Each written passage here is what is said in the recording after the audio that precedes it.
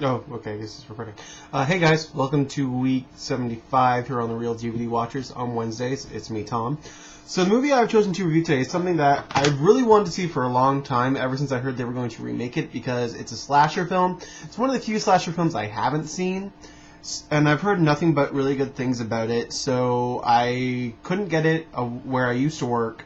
So I went and I bought it off Amazon, and yeah, so the movie that I've chosen to review today is The House on Sorority Row.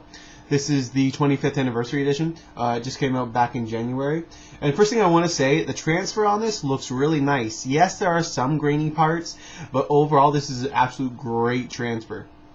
So basically what's going on in this one is it takes place at this sorority house where the girls are like typical sorority teenagers, you know. They're just about to graduate. They're having a party. They live with this den mother, and the den mother is she's kind of fucking nuts. She lost a child at birth, so she just devoted her life to taking care of other people's children. So pretty much what happens is the den mother comes back from her doctor, who's like, you need to stay here at this mental hospital.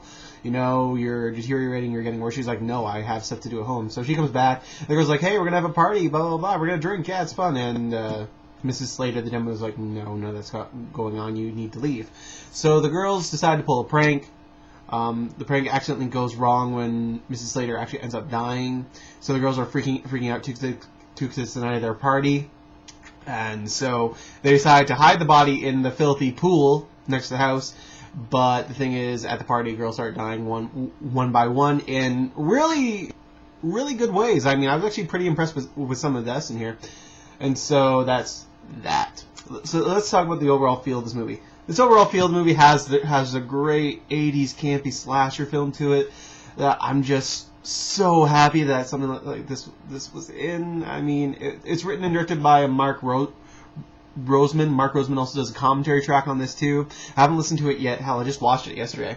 But nonetheless, so it is an absolutely great film. The use of camera is okay, but there's little subtle hints of like stuff in the past where you're like, I've seen the scene before. I couldn't really put my finger on it really, but there are great scenes where stuff like that happens. The deaths, again, really, really good. One girl's head ends up in a toilet. It looks so bad, but so good at the same time. The acting is kind of but what do you expect from a whole bunch of no-names back in the 80s?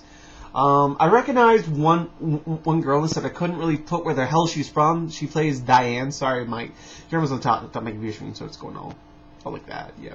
But nonetheless, acting, as I said, the story has a pretty good twist, but you're able to tell the twist halfway through the movie. All you have to really do is pay attention to the movie, and you should know what's going on.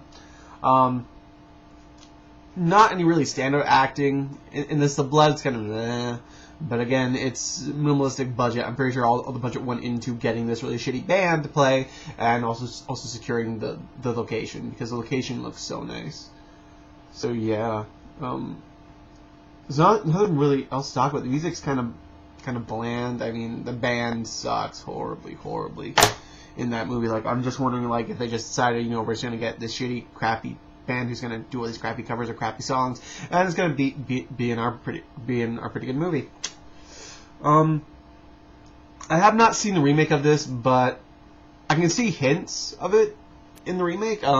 Whether or not I actually watch the remake, it's going to be different. I'm probably going to pick it up used from Blockbuster if I do it. So yeah. Nothing really else much to say about this movie besides you really need to go out and watch it, because it is absolutely good. For me, this was a hidden gem. Truth be told, it's absolutely great. The House on Sorority Row. So yeah, I guess that's my review with nothing else left to say. It feels kind of short. But really, it's just like standard camera work, standard editing. There's nothing really too superior about this movie, technical-wise. Just like story-wise, and just the overall feeling of this movie. It's just a great slasher movie. Truth be told, you need to check it out if you haven't done it yet. So that's the review. Thanks to everyone who watches and subscribes, as always. And I will be back on a week's time, or maybe even today, on my channel. That's all I got. Bye.